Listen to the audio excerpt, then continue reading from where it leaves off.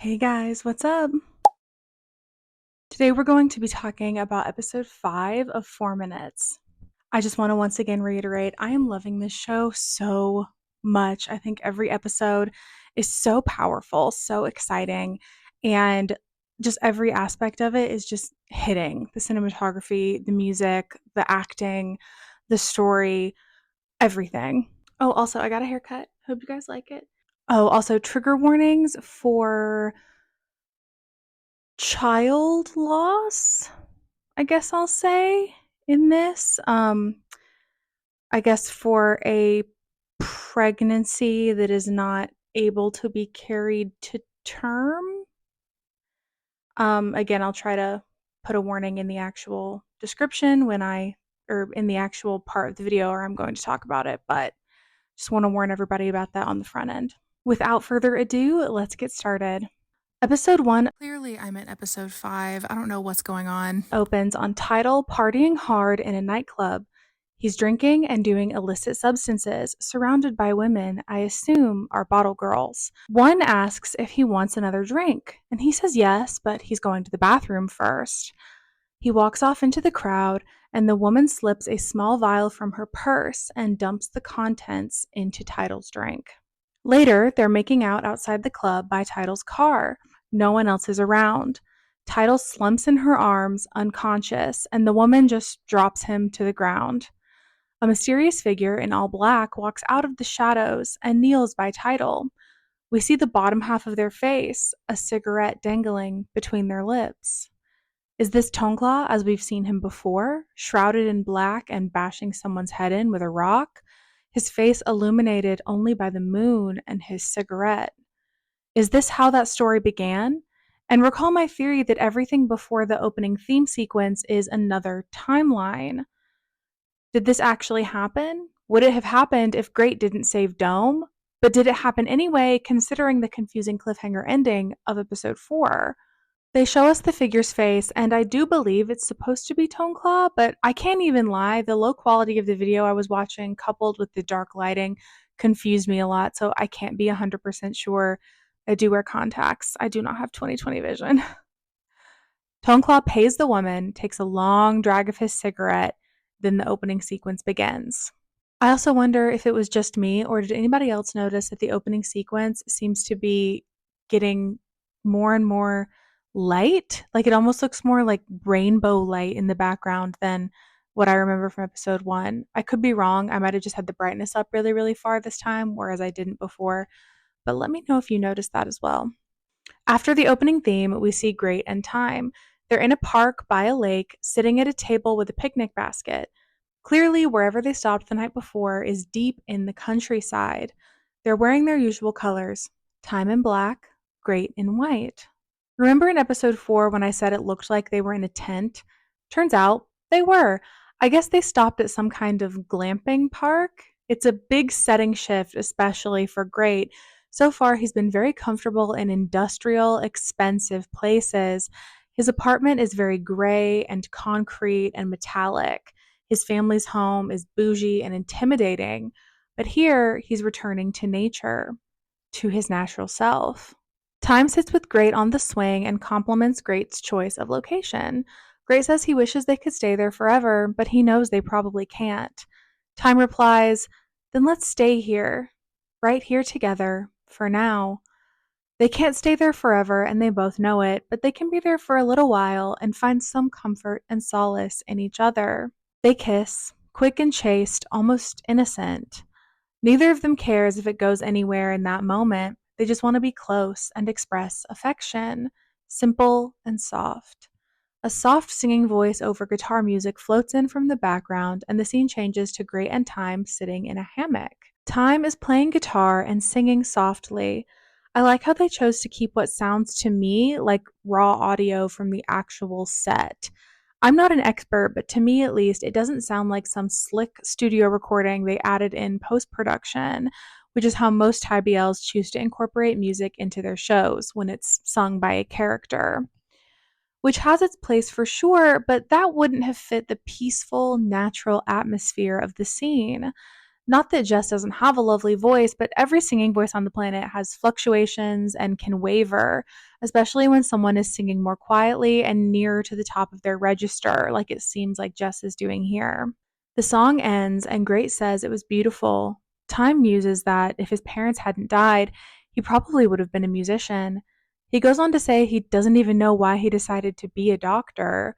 On top of not being rich, I suppose because he's still just a resident, he's not happy either. This is a random aside, but if I was Great, I'd personally be more worried about Time and Non's relationship. Like, y'all seem real close. What's up with that? But Great isn't concerned, at least not yet. Great leans forward in the hammock and asks Time to explain how he's so sure that his parents died because of Great's parents. It's not accusatory or angry, like he doesn't believe Time. He just wants to understand what drove Time to where he is now, to the point of seeking revenge like he is.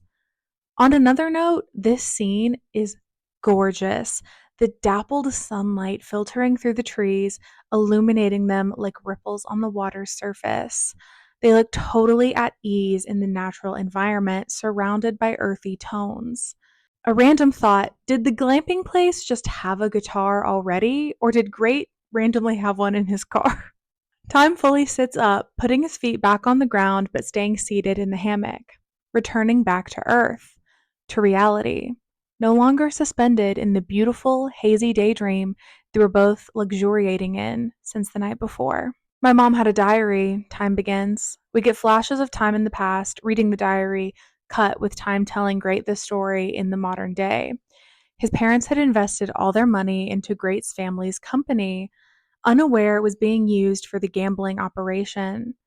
Once he had the money, Great's father sent people to harass Time's parents. I don't know if it was ongoing harassment that escalated or just one explosive incident, but either way, the story ends. Time's parents were both shot dead.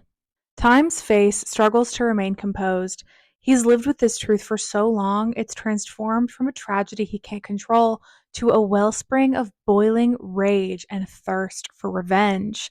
Great's face has fallen, staring down at the hammock like the knotted rope holds all the answers he seeks. I can't believe my parents would do that, he says. Again, not like he doesn't believe Time's story, just a general statement. He didn't think his parents were those kinds of people. Time snaps back quickly. It's because no one believes it. I have to find the evidence myself.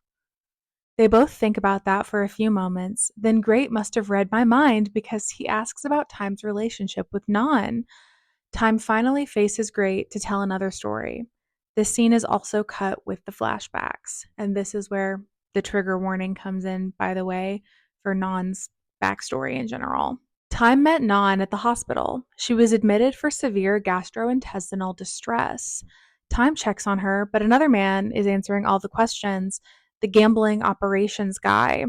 Time gets testy and annoyed at him when he declares it's probably appendicitis, asking if the man is a doctor to be diagnosing patients like that. The man is angry and puts his hands on his hips, exposing the logo on his shirt: Sriwat Cargo, Great's family's company. Time calls Nurse B over and asks her to basically tell the guy to get out of their way because he's going to perform an internal exam. The guy clearly doesn't want to, but Nurse B bullies him away. Now, see, to me, internal exam is something specific, but Time just pushes on Non's stomach and asks if there's any pain. To be fair, maybe he's working his way up to an actual internal exam and just wanted to get the guy out of the way faster. My immediate thought is Non is having a miscarriage. We know she does adult activities with the gambling guy. He doesn't seem the type to care about her well being enough to use protection if he doesn't want to. Time seems to agree and asks Nurse B for a pregnancy test and the ultrasound machine. Time asks Non what those people did to her and that she can tell him. Non is confused, and Time clarifies that he saw the logo on the guy's shirt and that he can help her get out if she wants. So somehow, Time already knows about the underground gambling ring, I guess from his mom's diary, but I wouldn't have assumed it was set up in a way that it was just a bunch of like unfortunate people in a room forced to like click on a sketchy website all day. I don't actually know what they're doing, but whatever, it doesn't matter. Time knows that that's how it works. This also dismisses the theory that Non is Dr. Nacha times X. So, what went down between Time and Nacha, I wonder? Anyway, turns out it was an ectopic pregnancy. And then we get more flashbacks to Non visiting another woman, Mon, once she's out of the hospital. The woman asks about Non's appendicitis, and Non just starts crying. Mon comforts her, and Non tells her the truth that the guy got her pregnant and it was ectopic. She cries, I don't want to be here anymore, Mon. I feel like I'm in hell. So I guess it's their living quarters at the gambling place, and Mon is also involved. Non blames herself for their situation, saying she never should have brought Mon to work there. Mon comforts her and says if they didn't work there, they'd have no money to send home.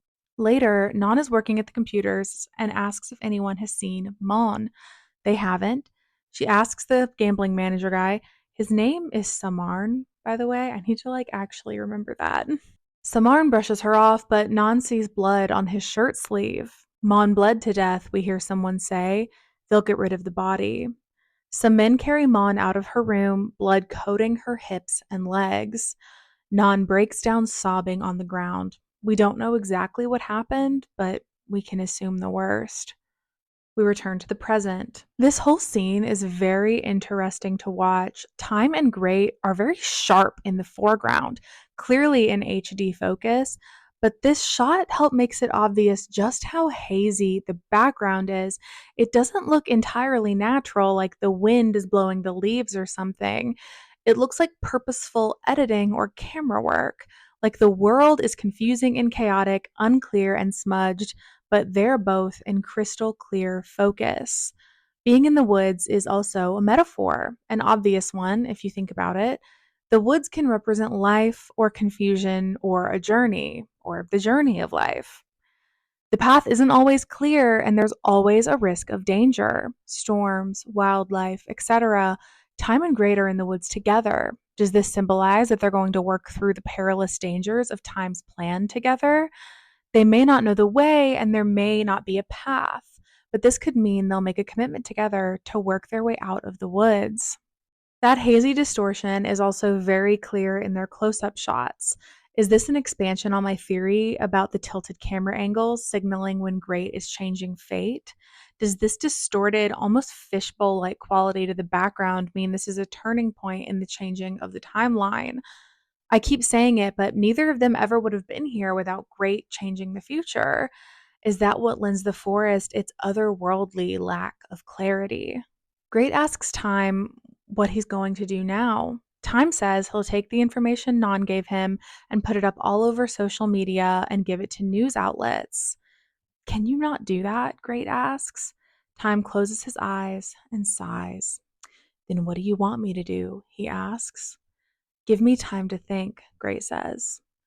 Time says he can give Great time if he promises to tell his parents to confess their crimes and take responsibility in prison.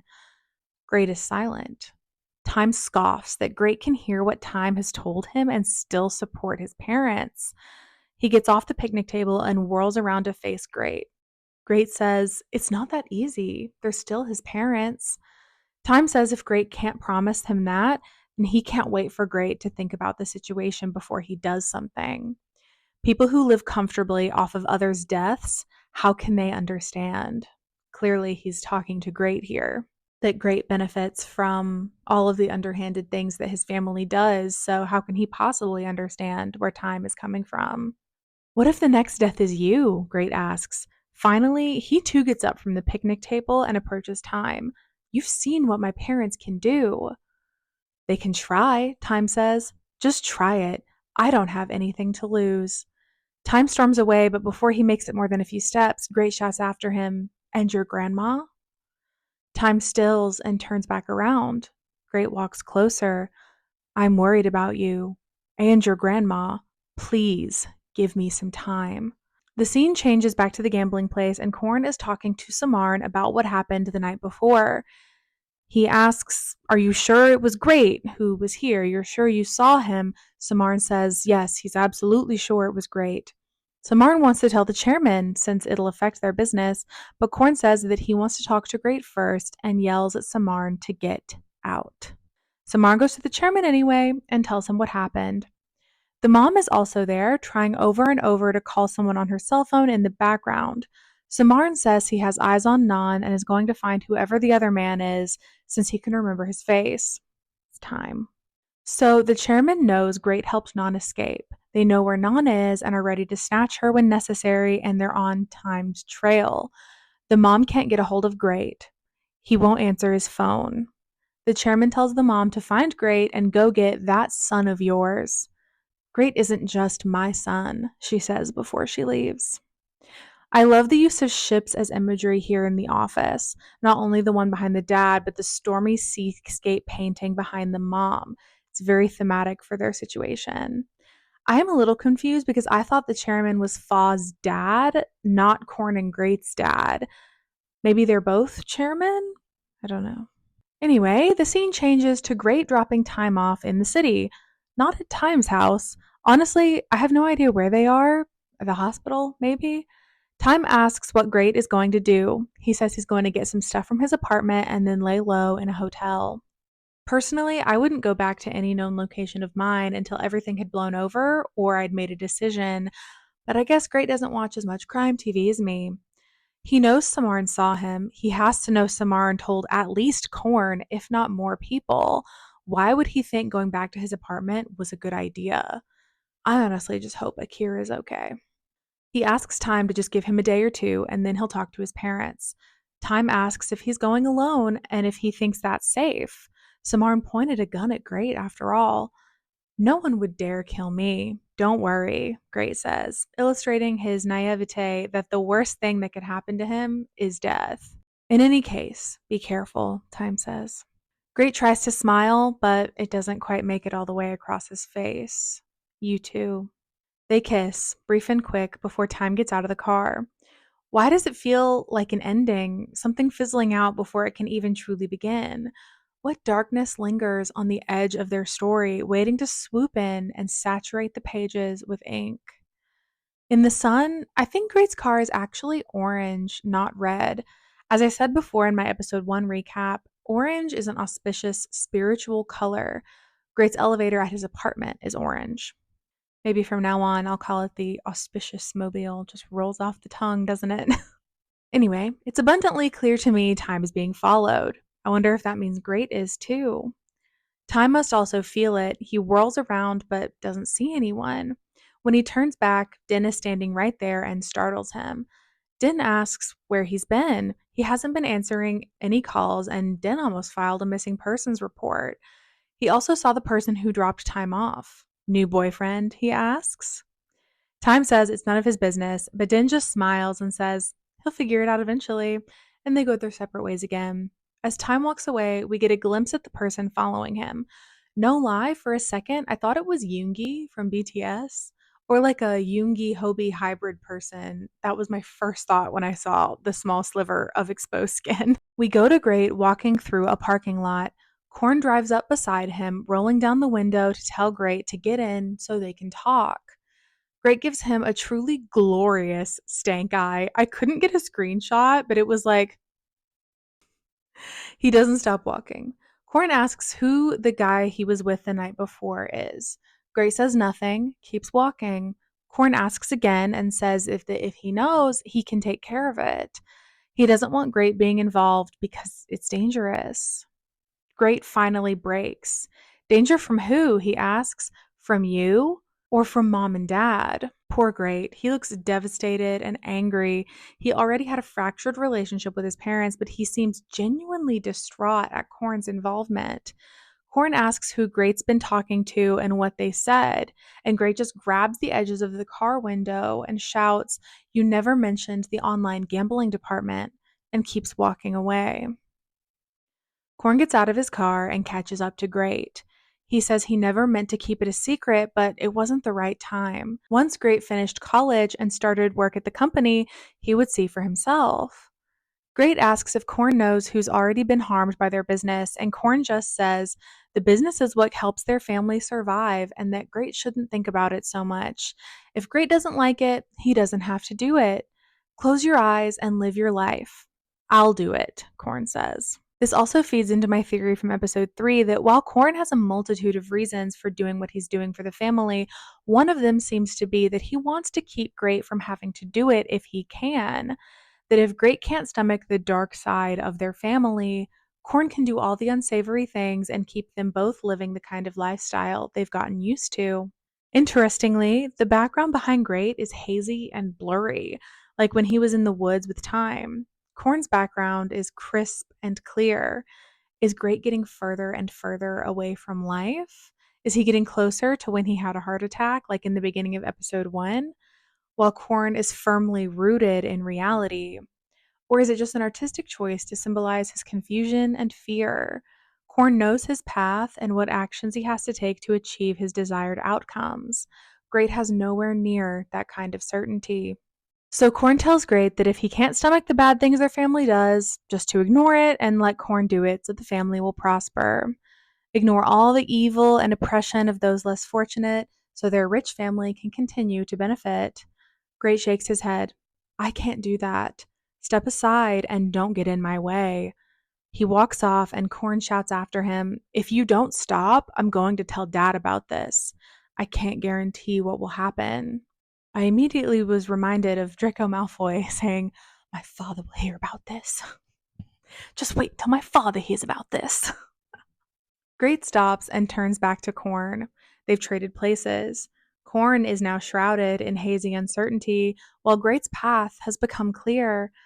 They're adversarial on opposite sides of the frame. You wouldn't hurt me, would you? Great asks. Korn looks conflicted and pained, like Great's words struck him with physical force. He calls Great's name a few times, but says nothing more. Great leaves. The scene changes. It's later in the day, twilight into early evening. Great is smoking on his rooftop, very sexily, I might add, for somebody who's home alone with nobody that booty should be sticking out for. He turns around to face the interior of his apartment and sees the big clock on his wall. 11:03. When did it change? Why? How much longer does Great have? What happens when the countdown is finally over? The scene changes to Korn and Great's dad eating with Time's grandma in her dining room.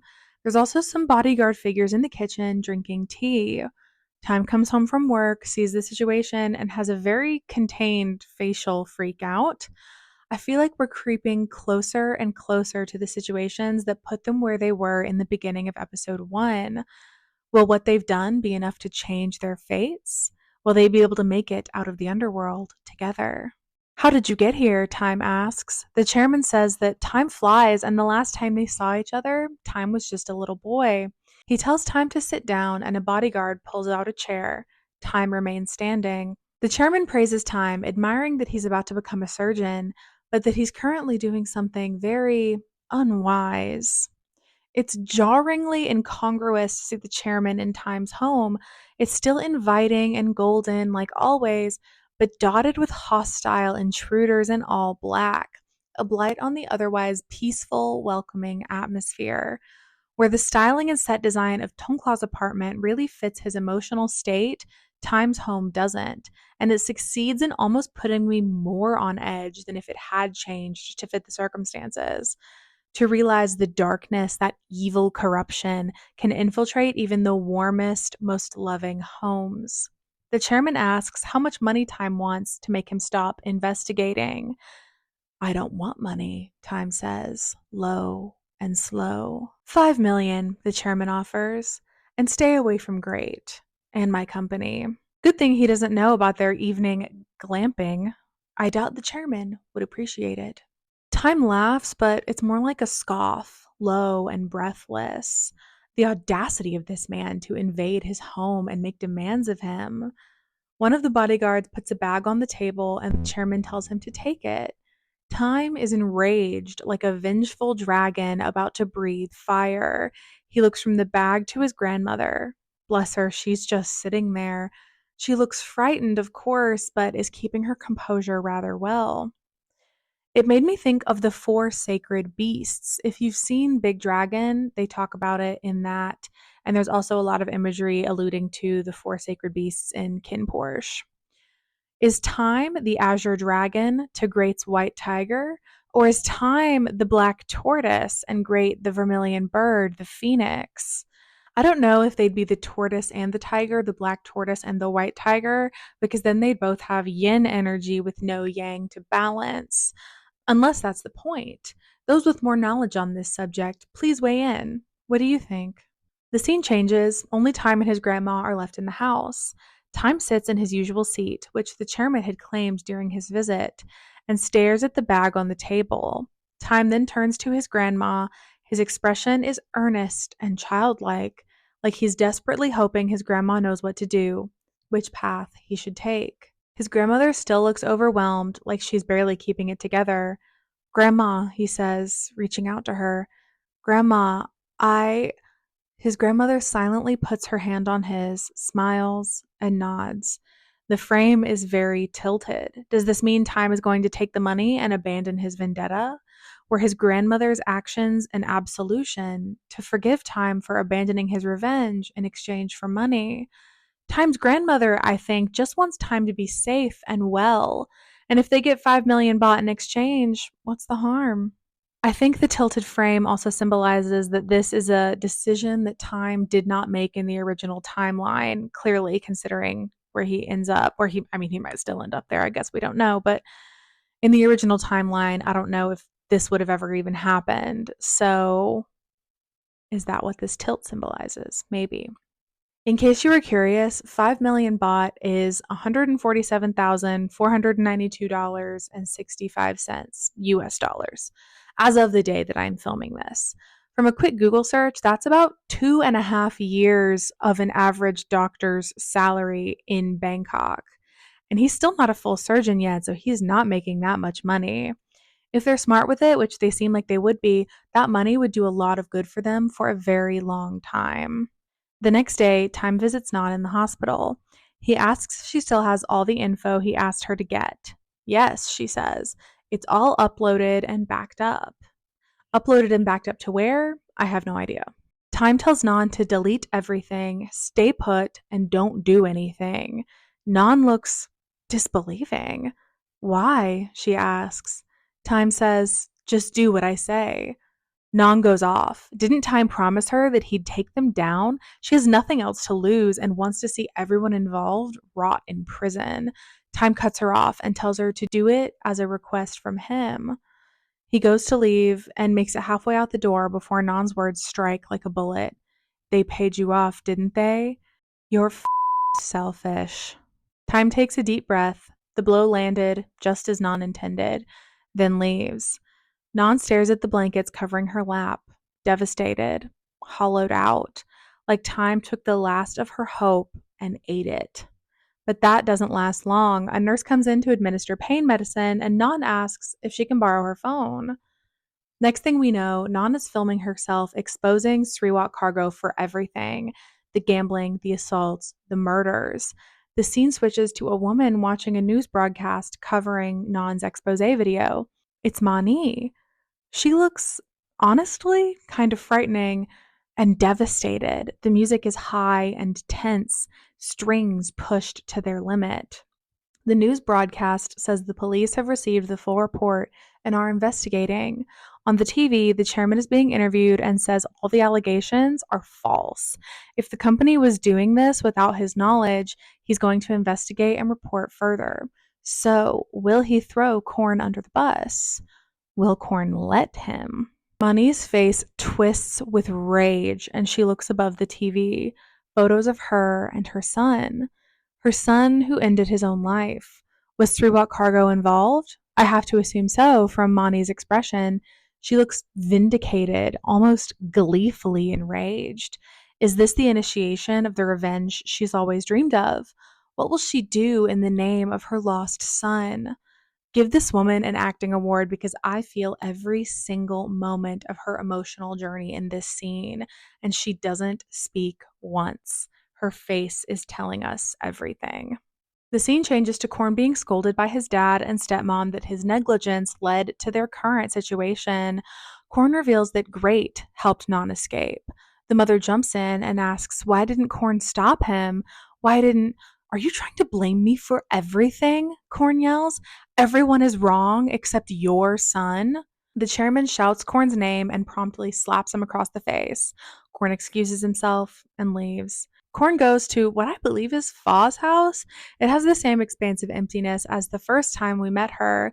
It's only just now that I realize we've never seen Corn's living space. Does he live at the family home? Is this even Fa's house or is it his? It doesn't really suit him, in my opinion, but I doubt he would have decorated his own room himself anyway. Also, note the bars behind the bed, the imagery of the bars. Fa shows up. I guess it is her house, but Corn was just there without her. Are they that close? It doesn't really matter in the end whose house it is, but I'd like to know because this show does a really good job of using characters' intimate spaces to tell us more about them. Maybe that's part of why it's hard to tell whose space it is. Corn and Fa don't put their inner selves on display. This room could be either of theirs. There's nothing personal or vulnerable about it to clue us into the person who lives there.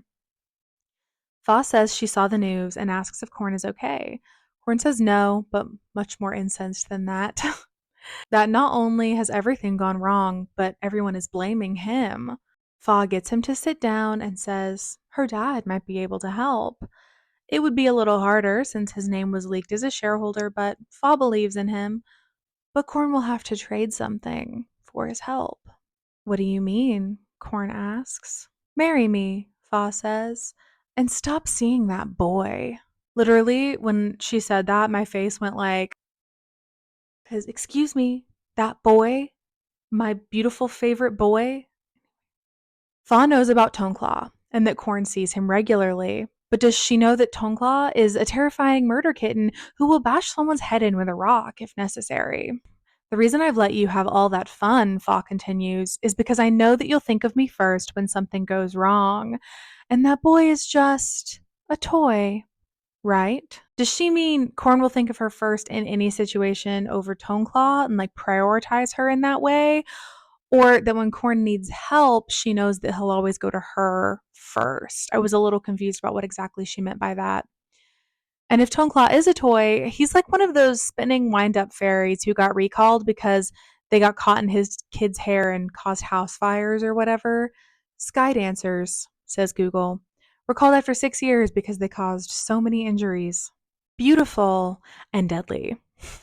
Corn looks devastated, resigned, like he knows Fa is right but doesn't want to admit it. He's done all of this for Toneclaw, for his family, to become powerful enough to be untouchable and live the life he wants. But now, because of that, he's backed into a corner where the only way out, the only way to avoid losing everything his family has worked for, is to abandon Toneclaw, the only thing that he truly ever wanted for himself. If the company goes down, what will happen to Great? Will anyone believe that he didn't know what was happening? And if he does avoid prison, he'll be out in the world alone, penniless, and the target of every single disgruntled person who hates their family. But must he give up Toneclaw? They fought, but surely Corn can win him back, right? Is Corn resigned to just being a pawn for the rest of his life? Fa starts to unbutton Corn's shirt and he throws her hand off and stands up. You don't have a choice, Fa says as he walks away. This is what you must trade. Toneclaw for the company, for his family, for their lives, fundamentally. They stand on opposing sides of the room, and as always, Fa has all the power, even though she's the one seated and he's the one standing. She's holding all the cards, and they both know it. Corn's expression breaks just for a moment. One moment to grieve the loss of everything he ever wanted, the life he's been fighting for years. One moment to let the sadness and tragedy wash over him where no one else can see. Right when his expression cracks, melancholy piano music starts to play. One moment is all Corn allows himself. He takes a deep breath and composes his expression. He nods, a small assurance to himself, as he turns back around and returns to his spot on the couch with Fa. He takes her hand and kisses it. Fa wins again, of course. Fall always gets what she wants, and she's sick of sharing corn, apparently. This is the life Corn resigned himself to. Fall holding all the cards, calling all the shots, and Corn dancing to her tune like a well trained pet. The scene changes to great. He's back at the hospital, I assume to pick up Time. He keeps calling, but the phone doesn't connect. Not just like Time isn't answering, like the phone is totally disconnected or out of service. That's what the sound means on a US phone, at least, just that the call isn't connecting at all, not that the person's just not picking up. Then he curses and asks out loud if his brother blocked him. So I guess he wasn't calling Time, he was calling Corn, but then why is he at the hospital? But maybe my translations were bad because the next thing we know, Great is pulling up to Time's house, so I guess he was calling Time. Great gets out of the car, his eyes trained on a sign posted to the front gate. House for rent, it says.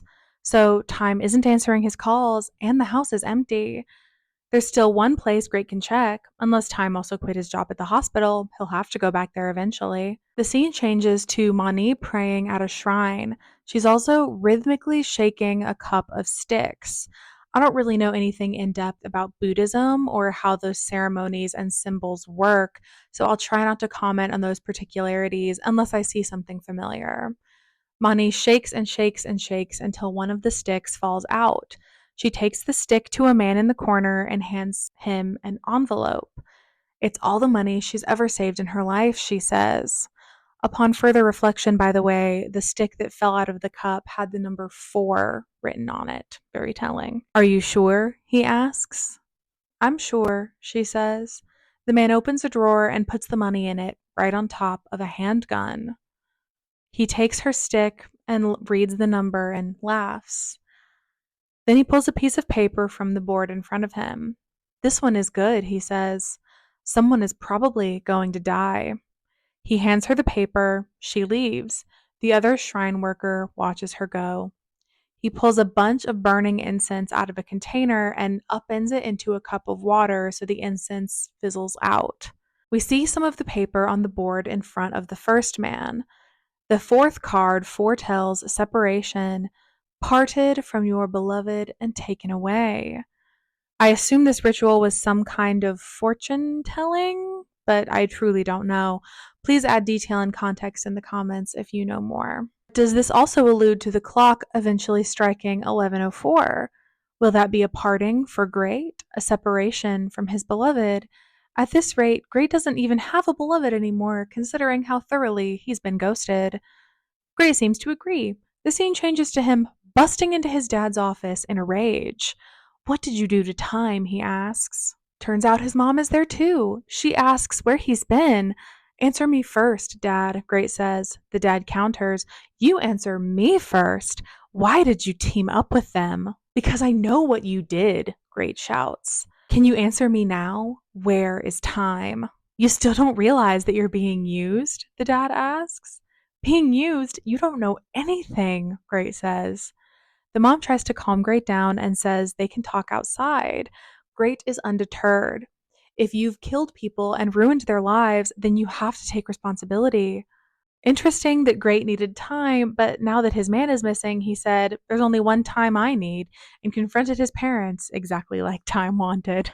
How do you expect me to take responsibility? The dad asks. What I did was for the survival of the company so that you can live comfortably. Why don't you appreciate what I've done? If you have to run an illegal gambling operation to keep your company afloat, maybe you shouldn't have started a company. Sounds like bad management to me. Great is distraught. Appreciate, he asks. Appreciate your vile actions? He dislodges his mom's grip on his arm and says, I'll never step foot here again, and storms out.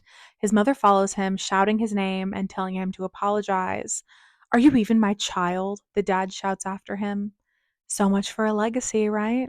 Great's mom stops him outside of the company and tells him to apologize. Great says, All you do is order me around. You never ask if I want to do what you're saying.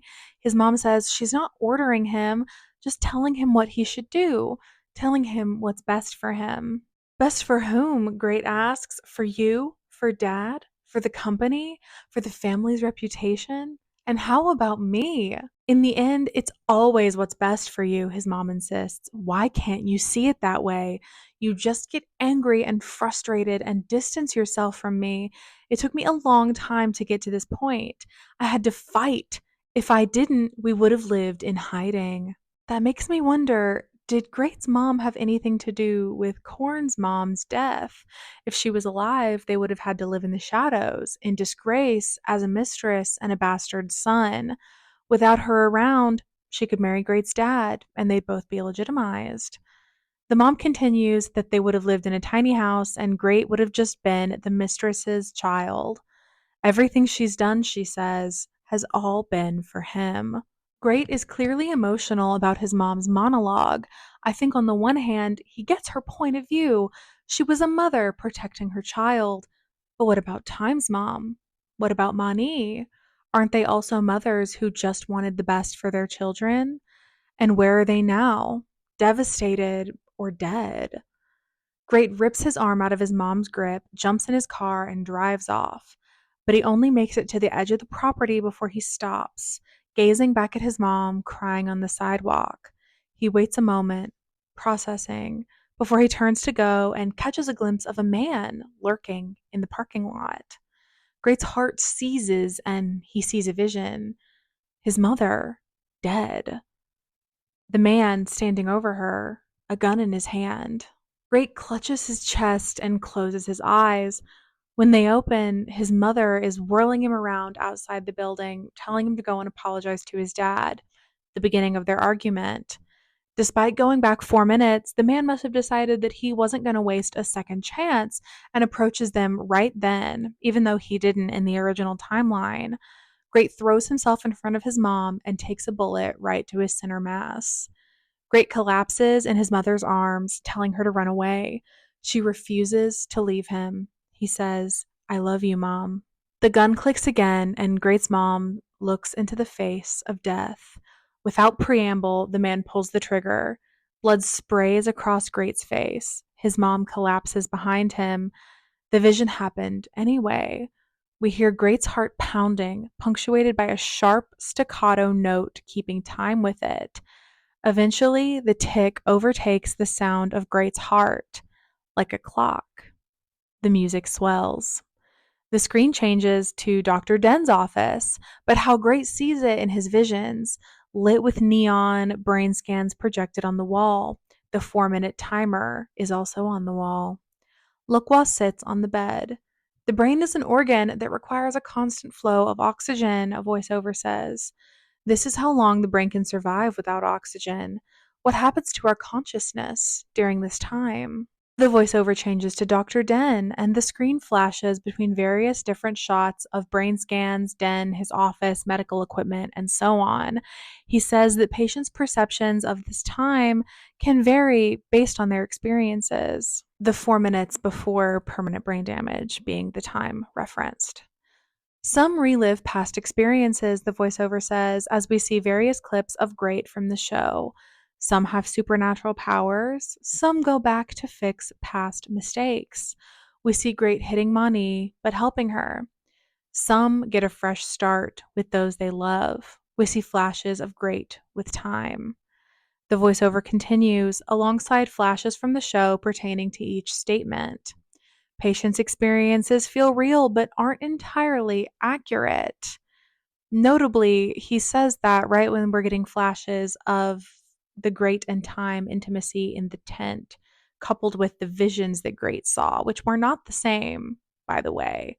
I noticed upon watching again, the location of those is not the same. So I don't know if it was a false memory or he sees a future that hasn't happened yet. Patients can see memories, hear sounds, or feel brief sensations of pain, even if it's unrelated to what else is going on. Seeing 4 minutes into the future might be linked to facts not yet uncovered by this study. But what is clear, in the real world, the brain can survive without oxygen for only 4 minutes. We go back to Great laying bloody in the street during the final sentence of Den's voiceover. The music swells. Great closes his eyes. The screen goes black. We hear one sluggish heartbeat. The scene changes to the hospital. Den and B are leaving work, chatting easily, when Great is wheeled in on a stretcher. Den clearly recognizes him and shouts, "Hey, that's that guy." Very eloquent, doctor. The scene changes to Time and his grandma. They're in some apartment? Small, brown space. I don't know. Time is washing his grandma's feet. It's dingy, dark, and depressing. Not at all the happy home they abandoned.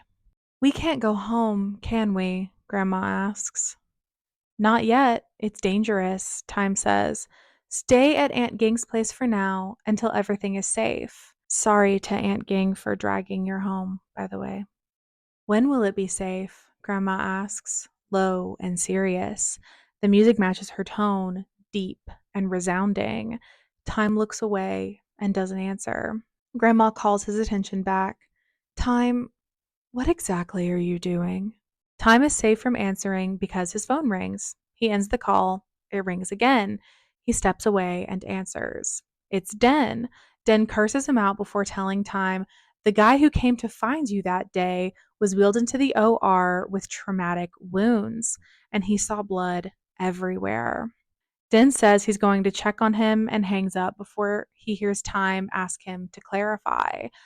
Time tells his grandma he has to go, and she holds him back for one moment to place gentle hands on his cheeks, like a blessing, like a benediction, and say, "Good luck, my dear." Time looks torn, like he hates to leave her, but does nonetheless. He runs through what looks like a pedestrian overpass. It's pitch black, illuminated only by the scarce flashes of headlights from cars below.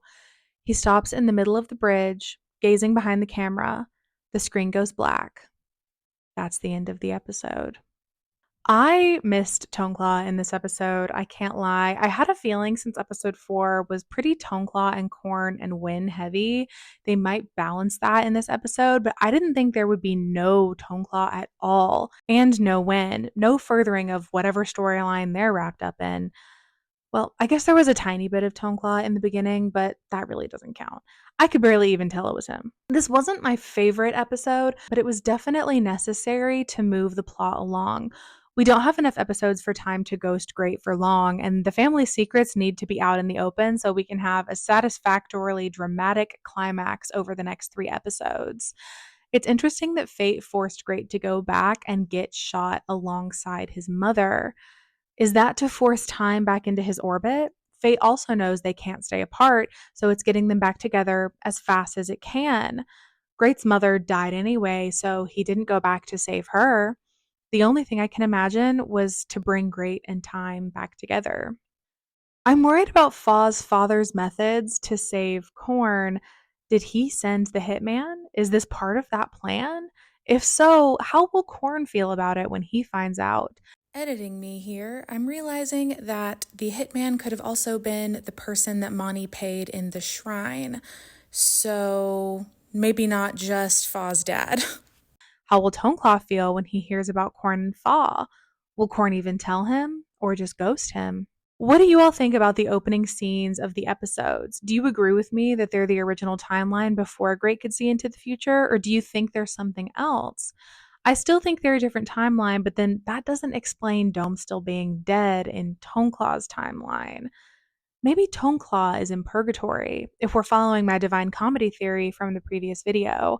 That could explain why he's so trapped and why he can't see Dome. As always, I'm very curious to see what happens next.